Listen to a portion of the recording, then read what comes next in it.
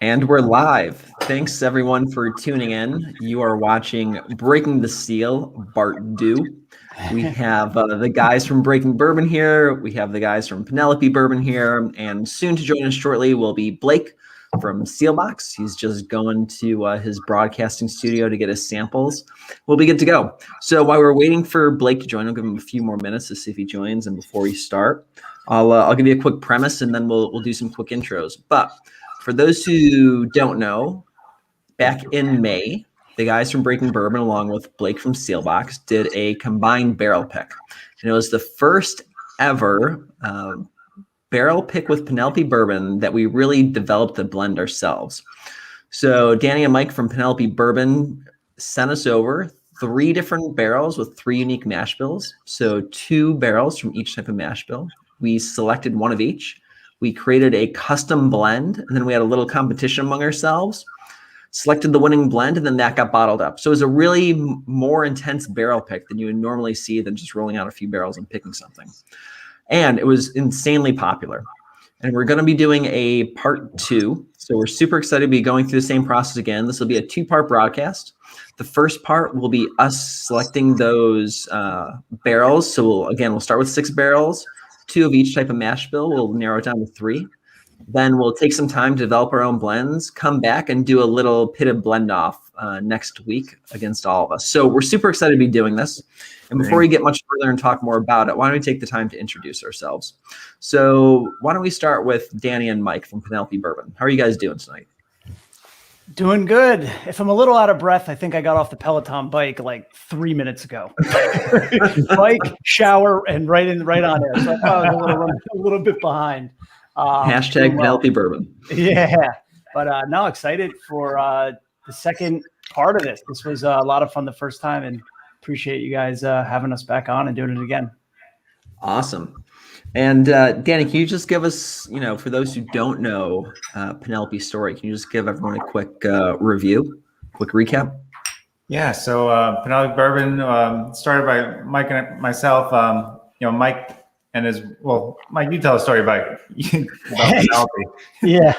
Well, no, Danny and I were next door neighbors growing up. We from Basking Ridge, we literally lived like right behind each other, and him and I, we always loved bourbon. I mean, we were just bourbon enthusiasts. That was our kind of drink of choice, obviously. And, my wife and I, we were trying to have kids for, a long time. And anyone that's kind of gone through that, it's a little bit of a stressful process and years and years and years. And we always said, if we had a girl, we're going to name her Penelope. And we found out, it was one of those things. We found out we were having a girl. We knew the name obviously right away. And I don't know what it was, mixed emotions. I said, heck, it's got a really nice ring if I add bourbon after it. And so that's when Penelope Bourbon was kind of started. And I called Danny. I go, I got this crazy idea. We know nothing about the industry, nothing about the space. You want to do this? And he goes, yeah. Oh, yeah. That's where it really all started. From there, we're leaving tomorrow. We're going to Kentucky. We're sampling some barrels. I'm like, yep. All right, I'm in. This is great. Yeah, awesome. I had a +1 to my tour with MGP, and Danny's like, yeah, I'll go. That's awesome, guys. I actually didn't realize it. I didn't realize you guys were childhood friends too, to tell you the truth. Yeah, my parents still live in the same house. His house, literally not even 20 feet away. Yeah, we were right through the woods.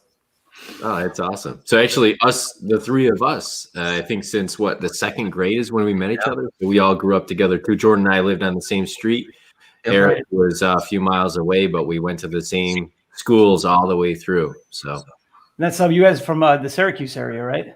We're actually originally Rochester. So now that's right. Yeah, Rochester. Yeah, like on totally separate occasions, Eric and I met women from Syracuse and ended up marrying them, and both moved here on completely separate instances, separate occasions. Really? They didn't know each other. Yeah. Huh. That's small world, man. The garbage plate, right? Isn't that the home of the That's garbage? That's right, man. Oh, yeah. Yes. There you go. Oh, man, I've had a couple of those. Oh, they're the best. 2 a.m., Nick Tahoe's. Oh, man. So, Nick, actually, while you're talking, you just want to let everyone know a little bit about Breaking Bourbon? Yeah, so Breaking Bourbon, breakingbourbon.com, Breaking Bourbon on all the socials. Guys, reviews, bourbon news, press releases, a lot of barrel picks. We got a lot of barrel picks, in queue for this year. Kind of everything bourbon. So watch for release calendar updates on a regular basis. Watch for new reviews on a daily basis. We're just kind of soaking up all the bourbon and sharing as much as we can. So we're having fun doing it. Awesome. So I know, I'll introduce Blake for him. He's going to be a little bit late, but with us and hopefully joining us shortly is going to be Blake Reiber from Bourbonr, and also from Seelbach.com. So if you don't know either of them, Bourbonr is a massive online Facebook group, probably the leading bourbon online Facebook group, along with his website.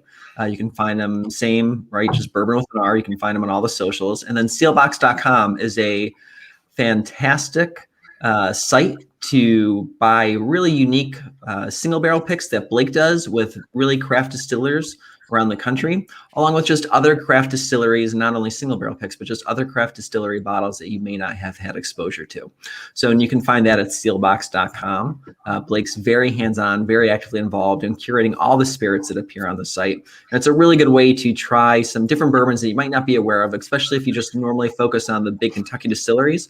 Great way to branch out and try some really fantastic brands. So check him out over there too, and he'll be joining in a little while. But while we're waiting, is there anything you want to tell us about these barrels that we're going to be tasting? I know we're doing this completely blind, so all we have for those at home are just 6 little samples. They look like this. Each one's labeled with either a 1A or a 1B, 2A, 2B, 3A, 3B. Right? We're going to be going through each one. It seems like the 1s, 2s, and 3s, all have different mash bills. But anything, without giving away too much, anything you guys want to tell us, Danny or Mike, about what we're going to be tasting? Danny, I'll let you talk through them because they're actually blind to me. But Danny, I'm a little disappointed in how much I got. You guys all got full ones. Danny, he did prep. I was like, Mike needs half. He gave me halfsies. Half too. Stuff's like gold. It's that good. I was like, I want to save every little drop of this stuff. It's really. Danny, I'll let you talk about the barrels, but I know what mashes and the ages, but I don't know anything about the samples. They're all blind to me too.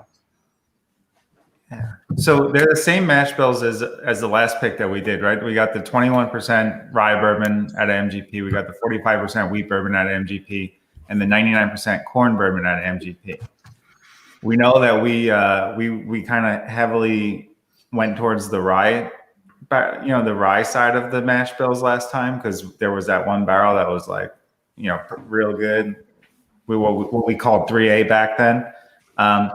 So we basically played off of our last pick when looking, and like the rye barrels, we found that barrel and the cooperage and the batch at MGP, and after your pick, we kind of went hunting for that batch, and we basically swiped up the whole batch. Yeah, smart move. We it was probably according to MGP. These were the honey barrels of the honey barrels. 6th floor metal warehouse, like Kelvin cooperage. They were really rock solid. Fantastic. The barrels look like they're like 700 years old too. Yeah, the barrels are the sign of a solid barrel. I just hope there's bourbon in them when we go to dump them. I mean, literally, the blender called us and was like, "Hey, I remember walking by the truck as I saw your load going out, and one of the barrel heads is missing, but it's still good." I'm like, what? Yeah, Danny, I saw that barrel in the warehouse, by the way. The barrels are literally missing. But they're absolutely delicious, and they're everything we hope for because after we picked that one barrel out of the batch, we were like, we hope the rest of the batch is equally as good. Plus, they've had another year on them. So I think you're going to be happy with where we went with that 21% rye. It's like the 3A barrel from our first pick, but it's like so much farther ahead. I mean, I love it. So that's exciting. And then we just kind of honed in on the wheat and the corn barrels. The MGP wheat is it's not as consistent as some of their other mash bills. So you really need to kind of sort through the batches. And then it's also it's really what we find as the mash bill in our blend that kind of sets the direction of the blend. It's not up front and forward, but it kind of sits in the back and really controls the blend from the back seat. It's not the most forward tasting, but it just changes the way it is. So we look for, something a little less earthy, on the sweeter side. Like we tried a higher floor. We found that worked. This came out of the D warehouse there. And then we got the 99 corn, and this again, this was one of my favorites. I love the 99% corn on MGP, and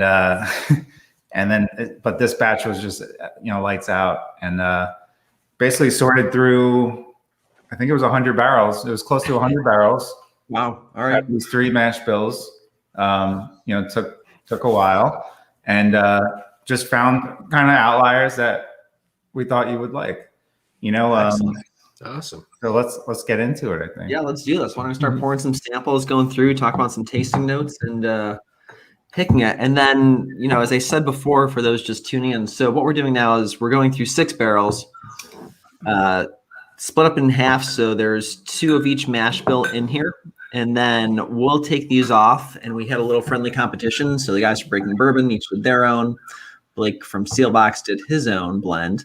We shared those blends with each other, came in, and then we had a friendly competition to really choose the best of the best blends. So it's a multi-part barrel pick. It starts with picking out the 3 barrels that are going to go into this blend, and then really honing in and creating that blend itself and coming up with it. So Breaking the Seal, the first one we did was a really unique, really tasty bourbon. And it was just more in depth than just, Danny and Mike rolling out a few single barrels saying, here, pick one of these. And that's it. This was really hands-on and creating something truly one-off and very special. So excited to repeat that process. And, Jordan, one thing I wanted to add too. So on the first Breaking the Seal Part 1, it was everyone was kind of cool with being guinea pigs, in the sense that we were conceptualizing an entire new product lineup called Private Select. So, aside from trying to run our business, we were trying to just figure out how we would execute a program like this. While we were contract sourcing or contract bottling, excuse me. And so what was exciting was when we did this with you all, it was kind of the kickoff to what we did. Was about, I think we did 7, we call them betas, right? We call them basically pilot runs last fall of Private Select. And now what we're doing here is Part 2. And, we're excited because this is really the kickoff of our much more wider release of our Private Select program. And Danny, we put a lot of time and effort. We opened up our own blending and bottling line in New Jersey, specifically for this program. And so this is, what do they call it? The opening day of college football. It's like the kickoff classic. There you go. Kickoff classic, I look at it as. So we're going to be doing these, hopefully we're going to be rolling out quite a bit of these so everyone gets a chance to try one. And that's what, exciting. the process too, if you selected barrels, that's one thing. And this takes it to that whole other level, because you got to put it together, so it's not just picking the barrels or even picking the barrels at all. It's picking the whole blend, which, I want to say this time too, I think what we should do is not know whose is whose. So when we go into it, we'll send them individually to you guys, and then you guys just say, here's the 4. We'll know our own, obviously, but we're not going to know whose is whose. That way there's no offset. Oh, well, this person won last time. So you know what I mean? Or, that kind of thing. So it's going to be purely based on taste. All right. Upping the stakes a little bit. If we just want to go with whoever came with that blend last time, again, I'm okay with that. Just saying, just saying. All right, so how do we want to do this? You guys want to taste, why don't we go through and so it's not just us sniffing 6 glasses, tasting 6 glasses, and sitting in silence. Why don't we go through, and for the folks at home, we can start with maybe just doing 1, and then 2, and then 3, and just bounce back and forth, and this way we'll stick with the same type and go from there. Yeah. How's that sound? Yeah? What do you think, Eric? Samples 1, did you taste them? No, I tasted 1A. I've been still smelling them all. I really like the nose on. I'm skipping ahead a little bit to the 3s have some great noses to them. They're different too. But 1B has a interesting nose to it. Yeah. Danny. I concur with that statement. I have a cheat sheet here. I'm looking at my tasting notes. I'm like, yep. Yeah. Definitely stands out from 1A, that's for sure. It does. What are you picking up on that, Eric? Hold on, I'm still pouring. A little bit deeper, a little bit richer than 1A too. You're on 1B. Yeah, My immediate reaction to it, it's almost like it got like a little bite to a little pinch. Up front. Yeah, right up front. It kind of grabbed me right away. 1A, I'm feeling a little drier by comparison to 1B, a little bit more oak to that kind of oaky dryness, whereas 1B, I think it's got a little bit of a, I don't know, it kind of zaps and grabs your tongue a little bit. It's almost like a little like ginger or something, like where it hits you. Molasses. Yeah, it's right? tasty. That's what I'm getting to on the 1B, like It's a little. subtle. It's subtle, not like it's subtle. It's good. Exactly. But it's like the way ginger kind of hits your nostrils, and that, ginger has that little zing to it. It's got that, kind of something like that going on. This is really interesting, actually. I don't know. The one barrels might be really simple just for uniqueness alone. Because boy, that 1B really does stand out. That's for sure. Man, now you said ginger, and I can't get that. It's a good ginger. It's like a very soft. I don't know what that's. Wow, that's. I know it's funny you say that, Mike. So we have we encourage folks to develop their own palate as they go through and taste bourbon, right? They shouldn't, just because they read our notes doesn't mean that they have to pick up the same traits. And that's why when people do get a bourbon, we do encourage them to develop an idea first before they go read our reviews, because it's really simple to put subliminal thoughts in folks' head to say, oh, this is what you should be tasting. Right. And then, I feel bad when people say, I'm not tasting that. And that's okay, because it's your own palate. Everyone's going to pick something a little bit different. Right. But it's really easy to put, a thought in someone's head ahead of time. So just like that ginger example right there, once it's in, once you get a flavor profile stuck in your head, it just pops out all the time. I mean, when we got into this, our palates were like, they were just like, I didn't even know what we were talking about, Yeah. And I remember the tasting notes. I'd call up MGP. I'm like, can I just like, I need some nice adjectives. And it's funny. I mean, it just going through this, sipping barrels. I mean, I feel like we've and it's funny because now you just start picking up. It just kind of comes naturally with a lot of. You're 100% right though. Like people say something and then it's just like in your head, and that's all you can taste. Like we did a tasting, or we were doing something. An interview or something, and the person was tasting our 80 proof, and they were like, Stay Puft Marshmallow Man. And it was just like, for like 4 fucking months, all I could think about was the Stay Puft Marshmallow Man every time I drank our 80 proof. Oh, that's a fun tasting note right there. That is a fun taste, But it's funny you say that too, Mike, for palates, right? And tasting notes, palates basically, you almost need to treat it like any other muscle of your body. You need to work at it consistently in order to build and grow it, right? And that's when folks get into tasting whiskey, tasting bourbon specifically for the first time. They a lot of folks will say, oh, so I don't pick up what you guys are tasting. I don't have the palate you guys do. It's nothing special. You just have to really work at it, right? And the reason we do what we do is because we taste hundreds and hundreds of bourbons, and we're able to compare and contrast. But it's quite literal years of work getting there, right? It's not like one day somebody wakes up and says, I'm a master taster. And that applies to anything, right? Whether you're a chocolatier, whether you're a professional chef or a pastry chef, anything. In order to really hone your palate, you just have to, it's repetition, repetition, repetition. So read between the lines there. If you're drinking, you're really working. You're working out. Go. If it comes up. I know. I didn't even need to do the Peloton. What was I thinking? There you go. Right? Double workout for you right now. I know. So, 1A though, and I didn't mean to, 1B grab me, but 1A is a good bourbon. It's got some soft, sweet notes to it. I'm getting almost a little bit of musty kind of flavor on the finish. Like you can kind of sense the age to it, but it's got some of those like traditional caramel and vanillas going on. Yeah.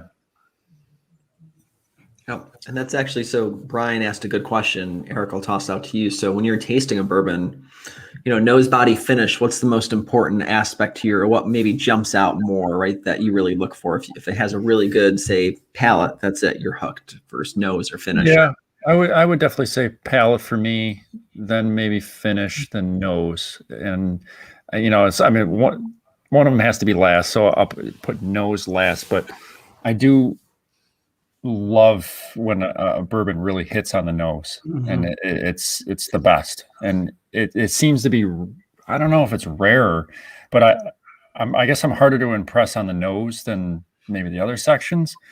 But I just love it when a bourbon really, really hits on the nose. It's great. And that's actually the most important to me. That's, to me personally, the nose is the most important part, right? Because it really opens the story of what a bourbon's going to be. And it's hard for me to really fall in love with that bourbon or that bourbon's, quote unquote story if the nose doesn't start things right. Additionally, it's one of the ways that you can really enjoy a glass of bourbon for a long time too. If it has a good nose, you can just sit there for, I don't even want to say milk a glass of bourbon, where you're just sitting there nosing it and then you're sipping it here and there, but it's just a great way to enjoy the spirit for a very long time. So for me personally, it needs to have that nose before the palate and finish really hook me in.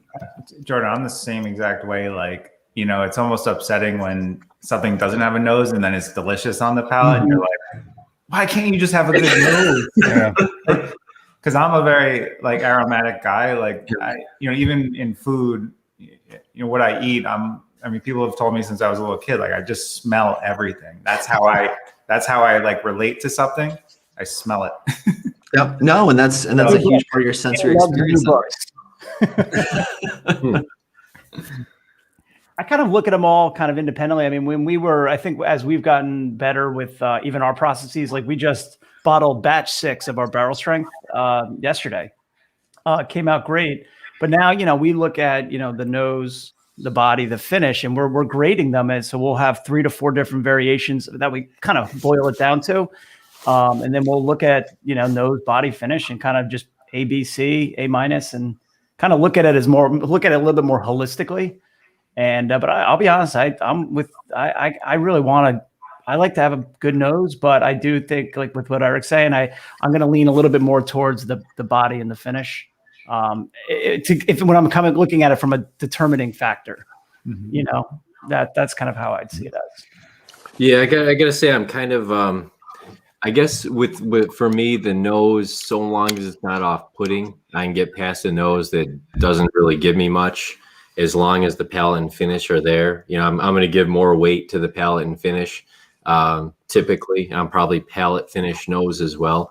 But at the same time, the nose can ruin it as well if it's not good, and the palate and finish is good, and it can also really enhance it if it is good. So it's kind of it's a funny thing where that introduction can kind of do nothing, or it can really elevate it or really hurt it.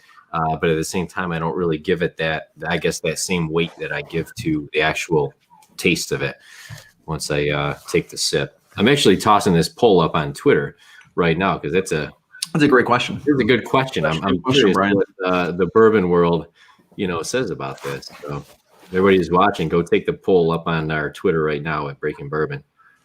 It's interesting. I'm on 3A.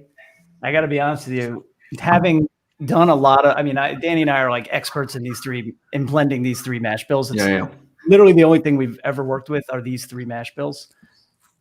There's a really interesting flavor profile here from a blend perspective. These are really from a small batch blend. These are really going to bode well together. So I think I have a favorite between 1A and 1B, but why don't we taste the other ones too to see if it's, I'm curious about that because there's a standout. 1B was, I had 100 samples in front of me. 1B was the first bottle pulled. Was the one pulled? The first, first sample pulled. Okay. So that was what started off everything. And then it was kind of a low point. And then I came back up and found some other ones, but that was the kickoff. And it was whoa. It's good. Yeah. All right. So we're going to start moving on towards just tasting 2. But while we do that, I also have a bottle of the Penelope Rosé cask here I'm looking at.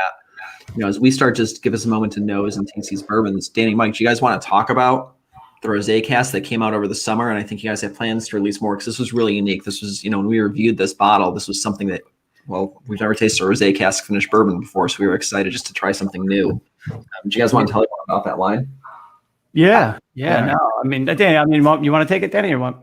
Yeah, that was a project that was just I mean, that really incubated like straight from Penelope Bourbon. Like there were no other rosé cask finishes out there, and you know, it did start with Mike's wife actually, just because we were playing around with a bunch of sherries, and you know, she was walking by and she said, "Why don't you do a rosé cask finish?" And we were like, "All right, maybe."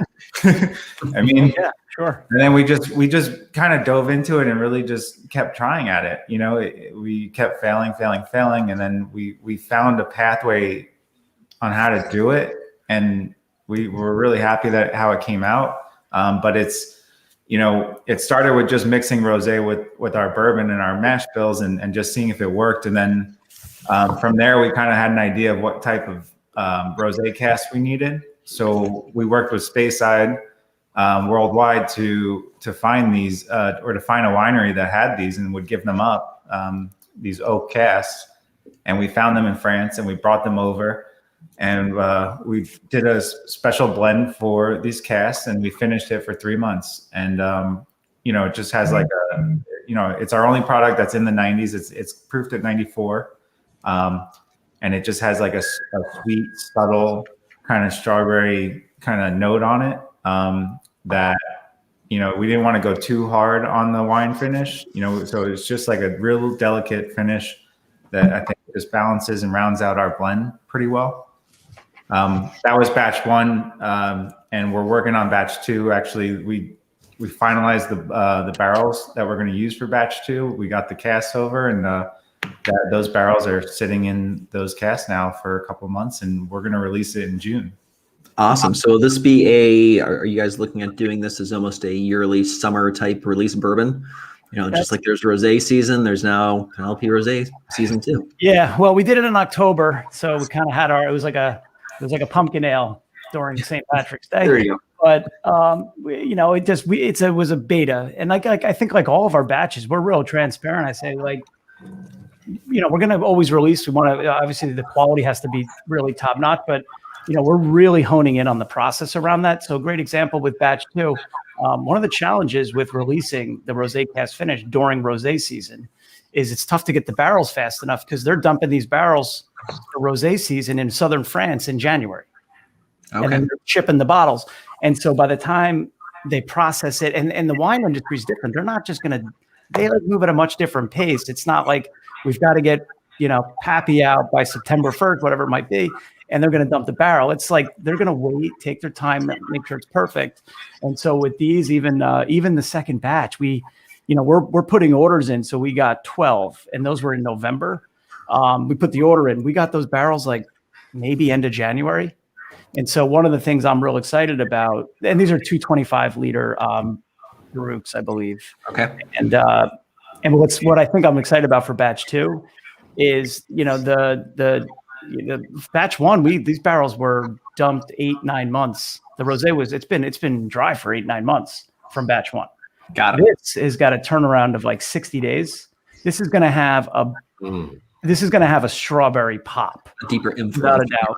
Batch 2 will have a much more intense, good humor bar, strawberry good. That's what I'm like envisioning. So it's going to be really good. And then we actually have another 25 of them on a container right now coming over. And we're thinking about maybe doing some single barrels of those. Very cool. Yeah. Let us know if that ends up being the case. What's that? Let us know if that ends up being the case. Yeah, we tasted through all 12 of them, batch 1, and there was like a couple that you're like, whoa. Yeah. There's some fun ones for sure. And I saw one of our customers, Jamie and Mike from Ken's Kegs out in Lincoln, Nebraska, and we're gonna be doing a private select with them. So we're real excited, and good seeing you guys on here as well too. Y'all got to get ready because you got to be prepared, because when you release that, it's going to be like, you know, don't tell anyone where your address is, because people are going to be surrounding you for that release. I mean, that was I think a really well received release. I think, you know, I know you were, you know, like it was so new and different that you were, you know, really wanting to make sure it was perfect. And it's like this uncharted territory of the finish and everything. And then, I mean, it's one of those that the first time I tried it, it was immediate. Just, you guys are onto something. This is a great combination. Why isn't everybody doing this? You know, my immediate thinking. And so now I think everyone who's had that first release is super pumped for anything more that's going to come, you know? Yep. And I think too many people thought you couldn't do it, and then you guys were the guinea pigs. Yeah, Proved that you could do it. big time. And now that we had one batch, when we went and selected barrels for batch 2, we knew something more about how it goes together, how it played. So, I think the barrels that we did use for this new batch, I think they're like a little more locked in, and I think there's going to be a really good progression with the batch. Nice. Nick, what are you thinking about barrels? The second batch barrels. What are you picking up here? So I guess I'm a little more divided on these two. Two-way, I'm getting a little bit more of a traditional, well-rounded. It's got some nice soft, sweet notes. It's got some nice soft spice on the back end. I feel like it's a bourbon I could just sip on its own. Good standalone bourbon. With 2B, I'm getting a little bit of a kind of a interesting notes on the nose. I was just trying to pull out what that was, but I'm noticing a little bit more, character on the nose, a little more vibrant. It's got kind of a buttery mouthfeel. I remember there was at least one or two in the last round that kind of had that buttery mouthfeel to them, and I'm picking that up on this one too. And then I think it's got just a little bit more, I guess, character than 2A for me. So, but I'm not sure if that's a good thing or a bad thing by comparison, because 2A is good on its own. Yeah, 2A, you're right. It's a little bit softer. It is a little bit, for me, a little bit creamier, a little bit sweeter, but it's not like 2B is very bold, but it's not as, I don't want to say powerful, but it's not as, it doesn't have as enough oomph compared to 2B. Not saying it's bad, it's just more subtle, right? So that's something I might balance out a blend versus actually trying to make it a centerpiece or, a showcase. Yeah, I'm thinking 2B is going to be a better balancer than 2A. I'm feeling there's a little more spice on the finish on 2A. Yeah, for sure. 2A's. Oh, you think spice on the finish on 2A? Yeah. Interesting. Oh, really? Yeah. I think well, let me try 2B again, but I feel like I'm getting a little bit more liveliness out of 2B than I am. In my head, I'm already like, all right, which one out of the one batch would, which one am I leaning towards? How would that work with one of these two out of the second batch? Mm-hmm. Yeah, and I think so that's it too. So when you think about the blending aspect, I guess I would agree with that, Eric, that I feel like the character I'm getting in 1B would meld better with the kind of baseline of 2A than it would with 2B. I almost feel like 1B and 2B might be fighting with each other a little bit for, how the character kind of comes together between those two, because they're both a little bit. Yeah, and that's what I'm thinking too. You're a little bit off the chart, each of them, Yeah, and I think you need something to balance 1B for how unique it is. Yeah, 2A is very well rounded. I mean, I'm picking that as a very sure. well rounded bourbon. 100%. I think the same thing, Nick. All right, so why don't we go on to 3? And while we move on to just smelling and tasting 3, I do want to back up just a little bit as we were talking about the rosé cast finish, because I think it gives folks watching an insight into just brands as they come out with a barrel finished bourbon. So you mentioned, Danny, that as you were sampling to figure out the ratio, you were just straight blending rosé into bourbon, right? Is that something that you normally do when you were thinking about different barrel finishes, just blending it straight into the bourbon, because you don't have the luxury of filling up a bourbon, seeing how it turns out, and wasting an entire barrel? So did you kind of have like a mad scientist kitchen going with just different types of wines and just ratios and just tasting everything? Look behind him there. He's literally. I literally bought like 50 rosés in the middle of winter and line them up through my living room into my kitchen. And I grabbed my wife actually has an amazing palate. She's pregnant now, so she can't drink. She can't help me. But I actually lined them all up. Me, her, and her mother actually tasted through every single rosé, mixing it with our barrel strength and bourbon, and just kind of took notes along the way and narrowed it down. Usually mix about 15% of whatever the mixer or the finisher is to whatever the base is. Okay. And that's like that kind of gives you a good range of like where you're at.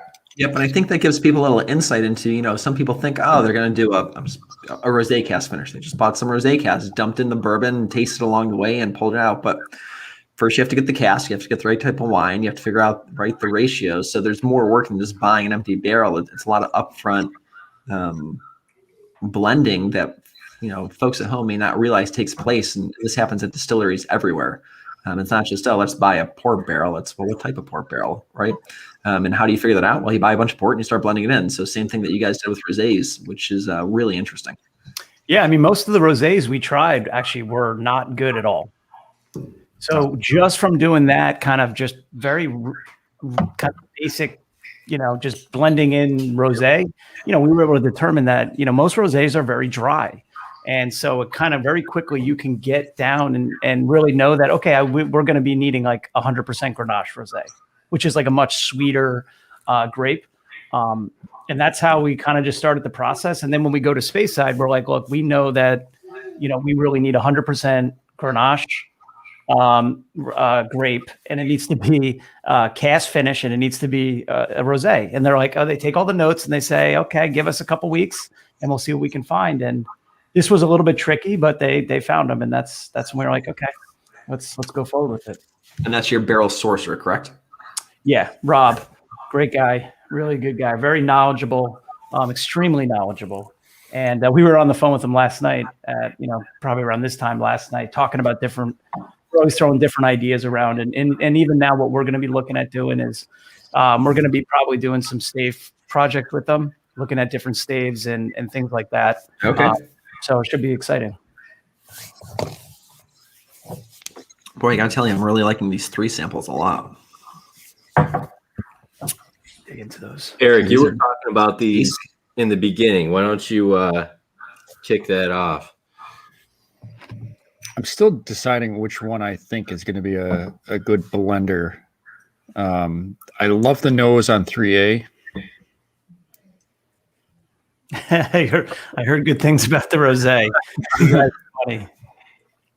I agree, man. Thanks, man. I think we're going to have to do a Breaking Bourbon Rosé single barrel down the line with you guys. The first one. That's the whole plan. We want to do quite a few of them, man. I just think they're good. Looking forward to it. We've got a few folks that really, really like it, and we've been kind of targeting doing some stuff like that. And so we're 100%. We'd love to. Yeah, That's why we got the 25 of them. So we said, let's bring them on over. Appreciate that. Yeah, these 3 samples are really good. Yeah, it's like interesting. All the bourbons we've tasted so far, all very good. These I could almost barrel by themselves. These are really good. Danny, we can do it after. I'm curious to know, like, I want to hear from you because I haven't talked to you about these yet. Like, how did you come up with the idea to put these together? From a blending perspective. I know you had some method to your madness. Yeah, the 3s were they were good. The whole batch of them was very actually consistent. Okay. Wow, that's good. Yeah. So there wasn't a lot of like I could have chose maybe 12 more from the samples I had that were kind of in this realm. I mean, these were clearly like the best out of those 12, but they were the other ones were really close. So it was just a pretty consistent batch like of quality. Yep. Quality barrel. These were so. How many barrels did you have to choose from each batch? Was it the same amount? Did it vary? Same. It was about equal parts. Okay. Yeah. So we're talking like 30. Yes, it was like I think it was 30. It was a truckload of barrels, which is like 87 barrels. Like that's as much as you can fit on a truck. Yep. So just a third of that.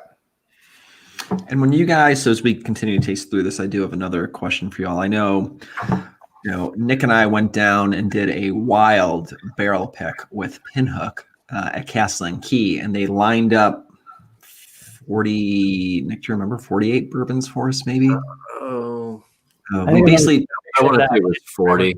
Yeah, it was between like 44 48. And we worked with their master blend. Well, we worked with one of their master blenders who normally does barrel selections and sends them out to Sean. And it was interesting. Normally, when they roll out barrels, from Pinhook, they normally give you 6 or 7. And I said, "Hey, Sean from Pinhook." Yeah, Sean from Pinhook. Why don't you go through the same process we normally go through, right?" And so me and Nick did a mega, and we brought Ryan from Bourbon Pursuit, and we just did a mega tasting over multiple hours. But it was really interesting, and it was a lesson in how not to burn out your palate, right? So first, watering down the samples to 40 proof to really just pick out from the nose, which goes back to the question earlier, right? So we just narrowed it down a nose, then a taste, and then we tasted cast strength, etc. But I think we learned really quickly when you're tasting through all these barrels, it's really easy to burn out your palate. So what do you guys do to prevent that from happening? Because palate fatigue is a very real thing. Yeah. So usually at max 6, if it's early in the day, but it usually ends up being about 4 samples at a time. And then just, at least 30 minutes between those, to go through this 80 something barrels. It was 3 days. Okay. And it was over a weekend. So I got out of bed in the morning. Wife's like, "Where are you going?" I'm like, "I gotta go taste some samples."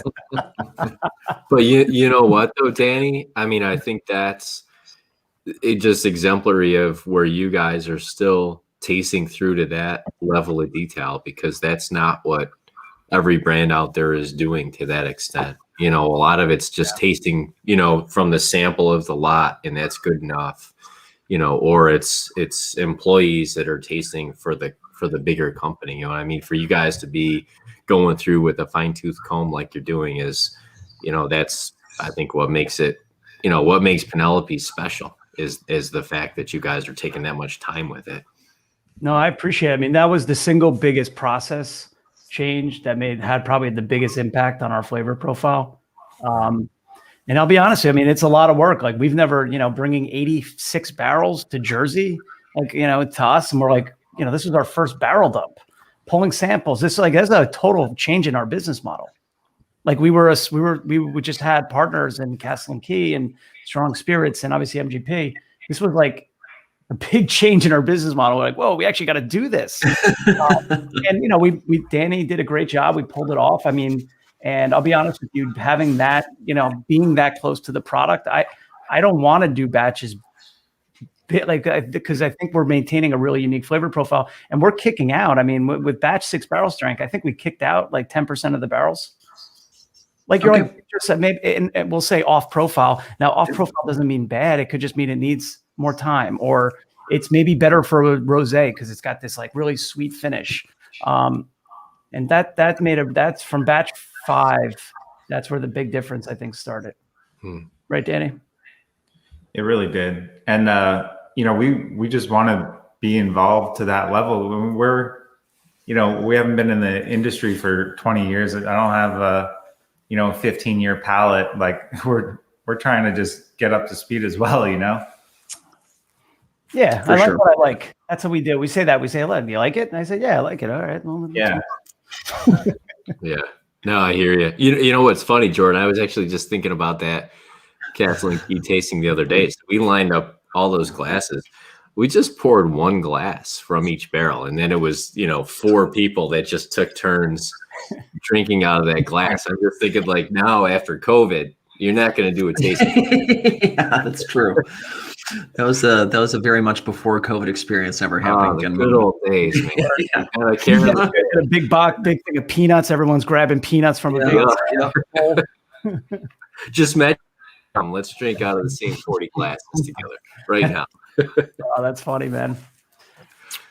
Boy, so between 3A and 3B are both really good, but 3A just really grabs me. It is I don't know, I just keep coming back to this. But every time I pick one, I'm like, all right, I got one. And then I go to the next one. I'm like, oh, boy, the palate on this is rich. It's tasty. It's just, it lingers in the finish with me. It just grabs me. I was almost kind of like I'll take either or both. I'm having trouble saying I'll take this one or that one. I feel like either would be fantastic, but both are possible. The palate is great on both, which I think is going to really help the blend. Either of these will be strong. Maybe, I don't know. I'm going to taste these again. I remember B being a little more harsher on the finish on B. Yep. On 3, I agree. Yeah. Really? I thought the finish, it really kind of picked up and got some. Maybe not harsh is the wrong Between word, the two, Nick. No, I think we're not maybe a saying harsh little. overall. It's a little Between the- punchier. I think A is a little more. All right, it's delicious. I'd buy a barrel of myself. It's good. Yeah, I would say punchy. I guess harsh was throwing me off. I would say punchy. Yeah. Yep.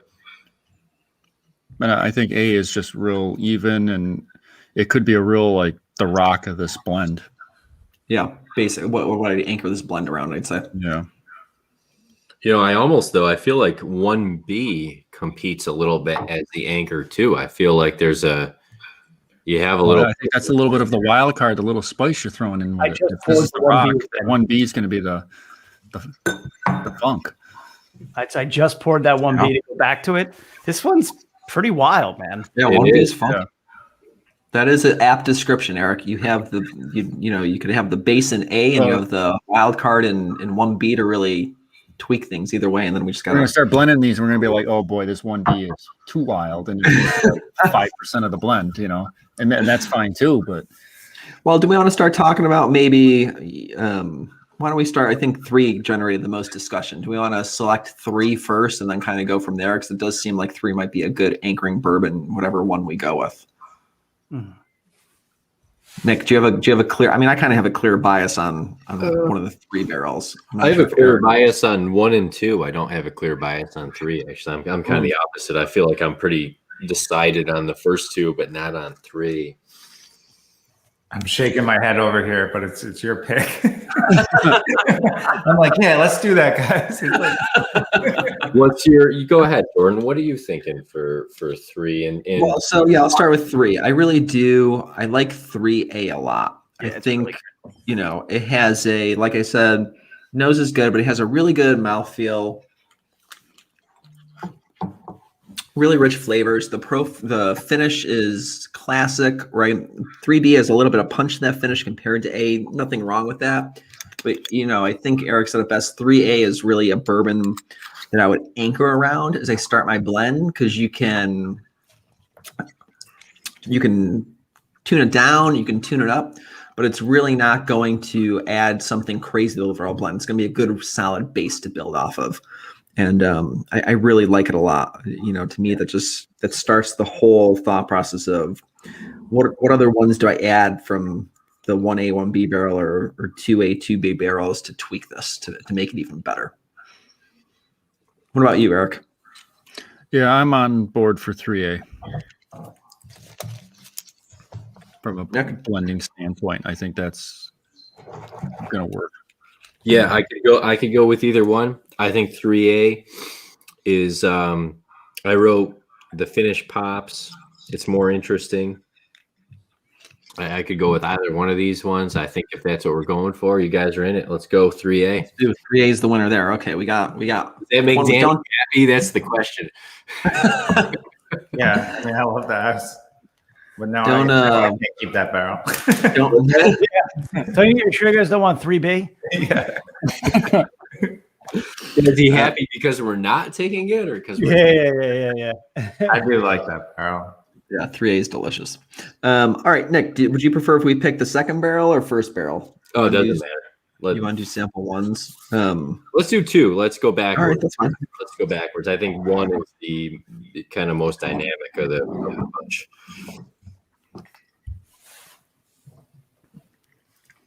Even the color is just rich.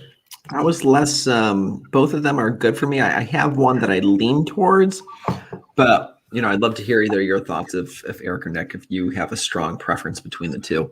I'm gonna retaste them again too. Yeah, I am too. So, all right. So while we're retasting this barrel, do you guys want to talk about your barrel strength? I know you guys just released batch 5, right? Our notes are going to be up on the site shortly, but do you guys want to talk about what this line entails and just the thought process behind it? I think batch 5 is coming in at 116 proof. So 116. That we're going to be sending you the batch. Batch 6 is what we just bottled too. Great. It's amazing. I don't know what I think. It's more of just the market for cask strength is extraordinarily big right now. And our runs are, we're doing fairly significant sized runs, but we're moving through it pretty quickly, and so we're almost anticipating we might do 4 batches of barrel strength this year. Oh wow! And I think we didn't have barrel strength. Never really had its own identity. I think remember the old label. It was just like a red P, and I think we started to recognize probably in the summer of last year that we're like, cast strength is people want, especially MGP cast strength. Yep, and it has a unique look compared to other bottles now too. Yeah, we just wanted to give it its own identity, just separate it. And the one thing we always loved about it, the color. I used to have people asking me if we put food coloring in it. I was like, no, it just has a beautiful like ember kind of tone to it. And so kind of letting that shine through the bottle and doing that in etch glass and still keeping our 4-grain 3 bourbon mash bill blend was kind of the idea. But what we're doing now and it really started with batch 5. Batch 5 was the first time, and for us, this is a big deal. We're a small company. We moved up to 3 to 4 years old. So the age of our barrels. So in the beginning, it was all 2 to 3 year old juice. All right. Thank you, Brett. Yeah. And then we went from 2 to 3 year old juice to our barrels were now 3 to 4 years old.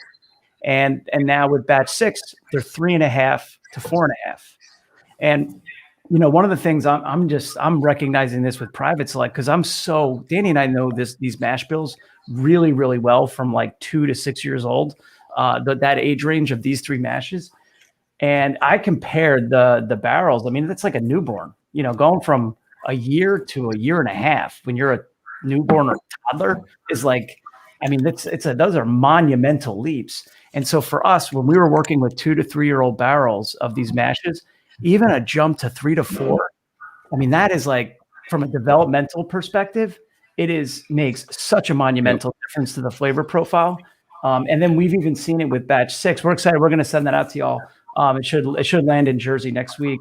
I mean, the difference just in an extra 6 months made quite a difference. And so we're excited about this lineup.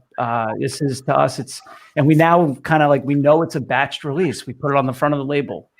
So I think we kind of have carved out the identity is a kind of a good way to kind of paraphrase it. And we keep these batches. Like I don't see us ever going over this size batch for a long time because at this kind of barrel quantity, you can manage it and go through all the barrels and pull out barrels and really like hone in on the taste profile that you want. It's like if you're dumping 200 barrels, you can't really do that at that size. So I think we're always going to be in this batch size for a long time and just do more of them. If we need more, we'll just do them back to back. How many barrels are these batches, Danny?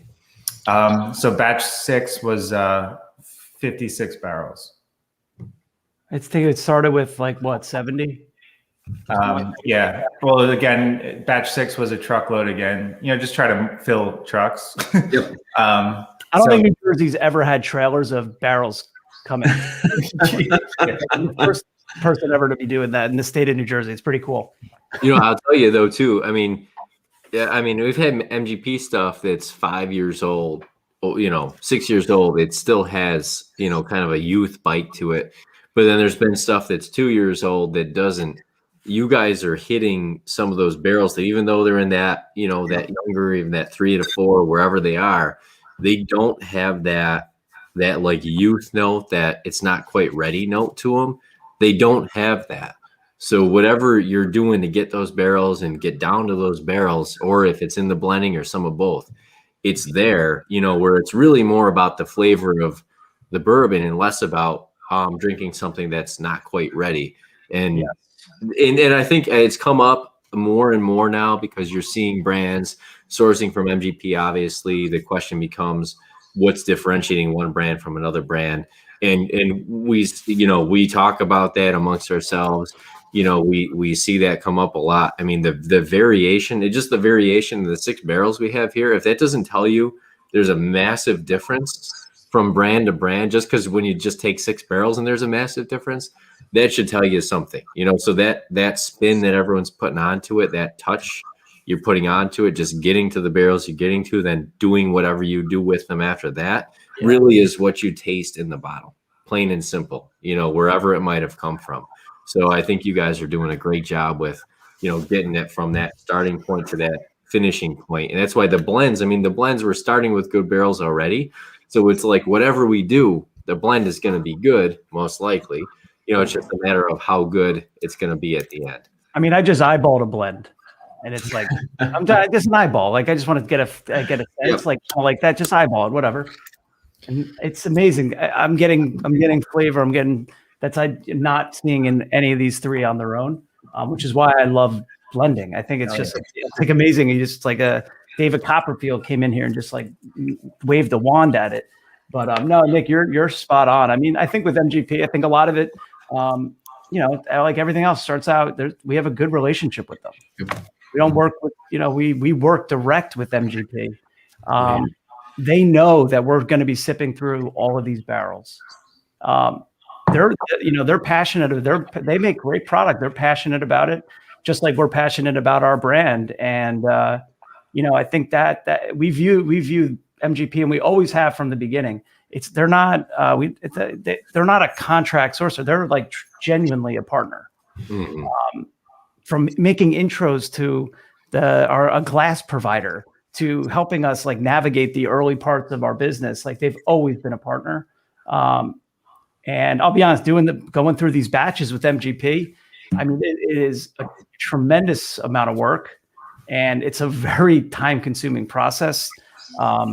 Danny, you deal with it.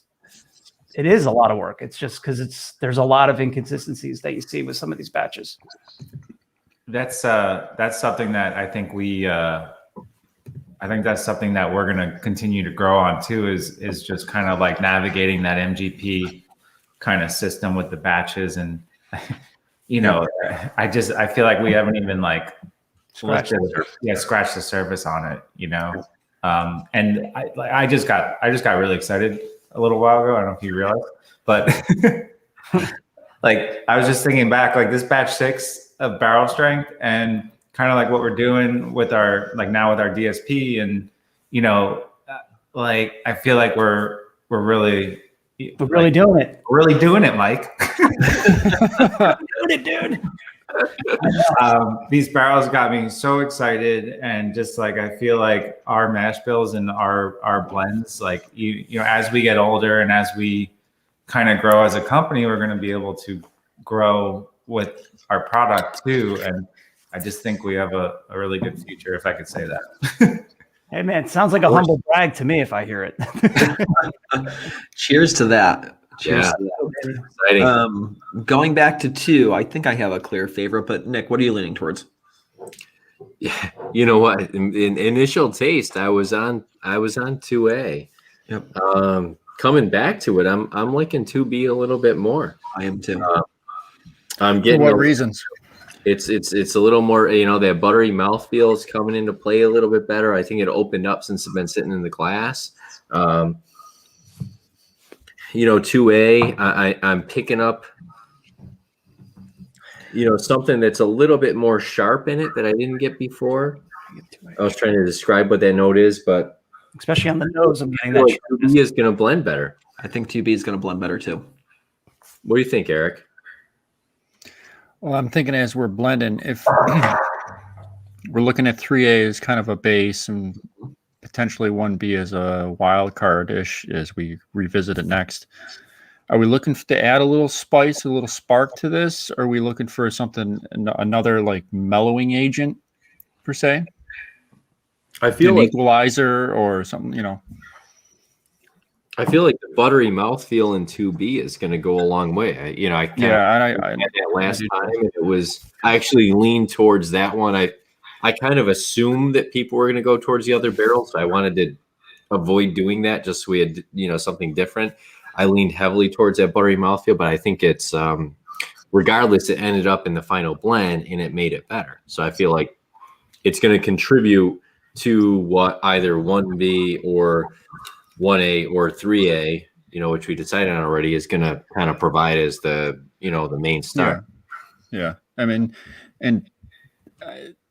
who hates a buttery mouthfeel?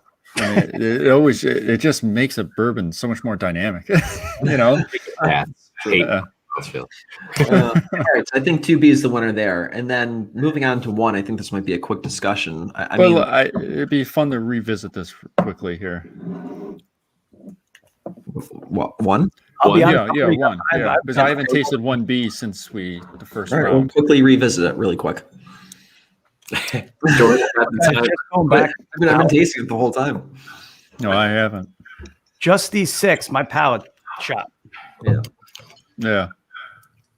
got to work out more, Mike. Come on. Oh yeah, Through the Peloton, man. Should be tasting these when you're on the Peloton.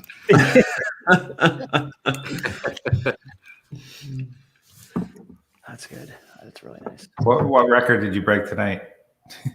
No, I was hurt, and I was just doing a scenic ride. I had like McDonald's at like 1 o'clock. I had to do the bike. It ruined your day after that. You need to ask Peloton do some scenic rides through Bourbon Country. Oh, yeah, that's right. There you go. That's a good one. I had to put a fence around my Peloton because my daughter climbing on it and everything else. And so we actually have like a dog fence, like one of those like movable dog fences for outside. And so we had it for being out by the pool so she could move around without having to watch her, insanely. And of course, what does she do? She climbs the fence onto the Peloton. So it didn't do much good. We had that for Penelope. Now she's a little bit older. She doesn't want to get near it, but yeah, we had the little plastic fence around it for a while. Actually, here's a way Nick and Eric taste back through 1A and 1B. Here's a fun question for you. Penelope being the inspiration for Penelope Bourbon in the naming. Are you setting aside bottles of Penelope Bourbon that you really like for her for later on in life? Does she have her own Penelope Bourbon collection being started? Oh, I don't know. This way, we're in the terrible 2s right now. There's like this is a tough time frame. It's our first one, but we're yeah. I mean, Danny and I, we started this business in April when both of our wives were like 4 months pregnant. We now have children that are 2.5 and 2. Danny's got twins on the way. I've got a son on the way in August.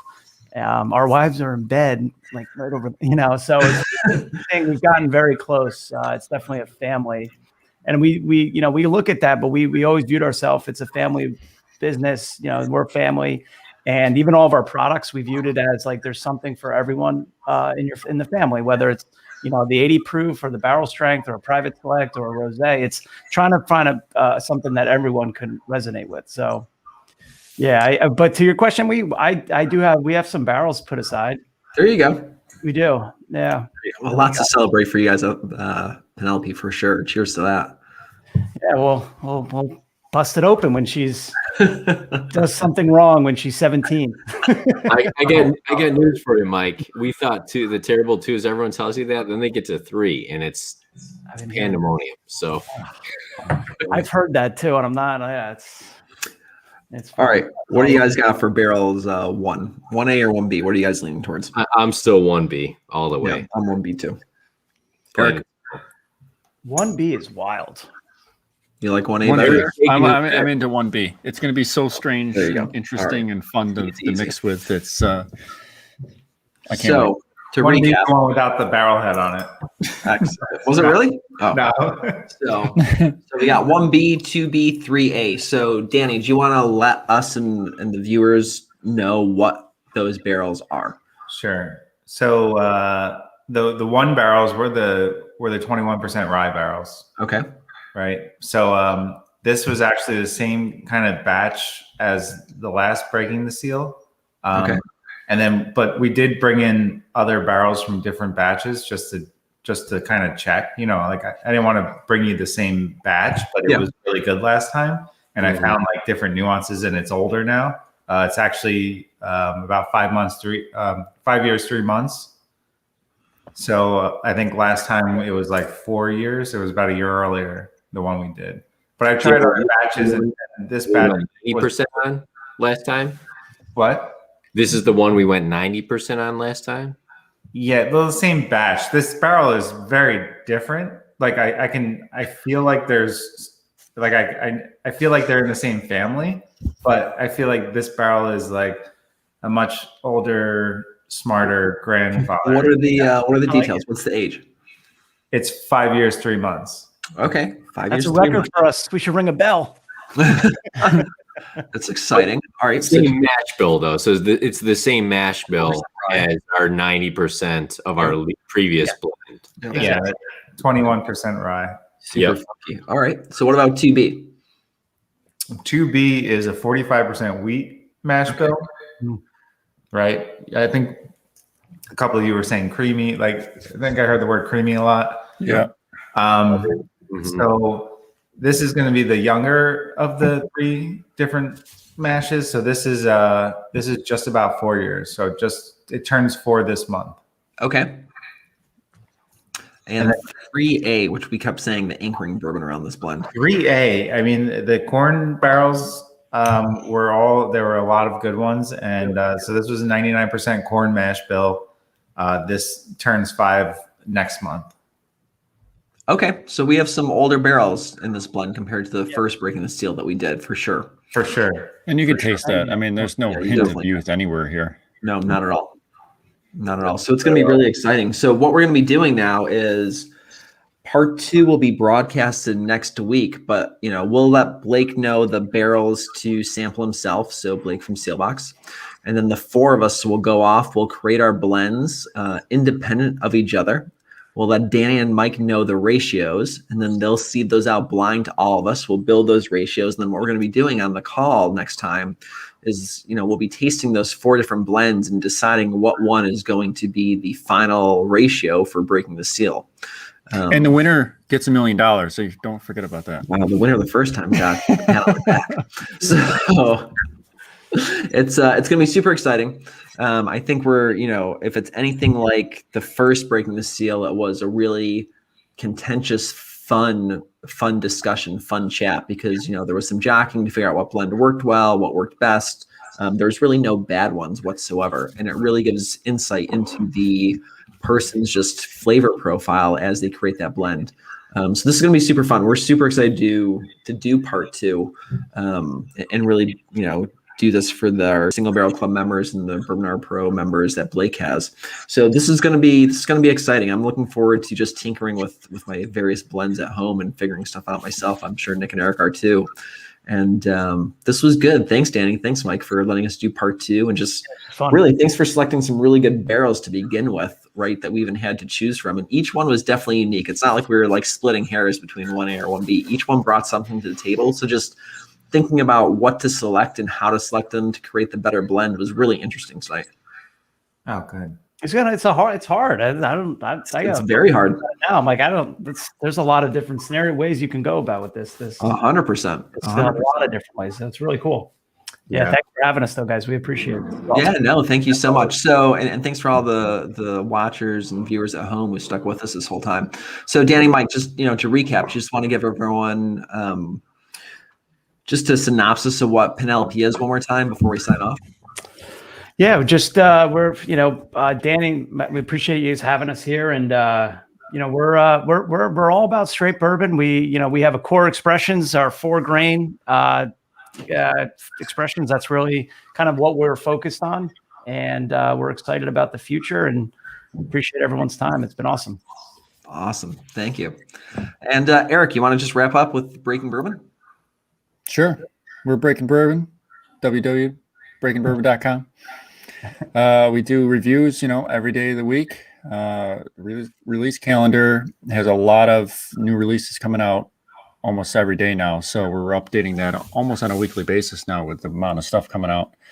And we got articles and all that stuff about bourbon, and you can find us on the socials at Breaking Bourbon and all the major ones. And that's it.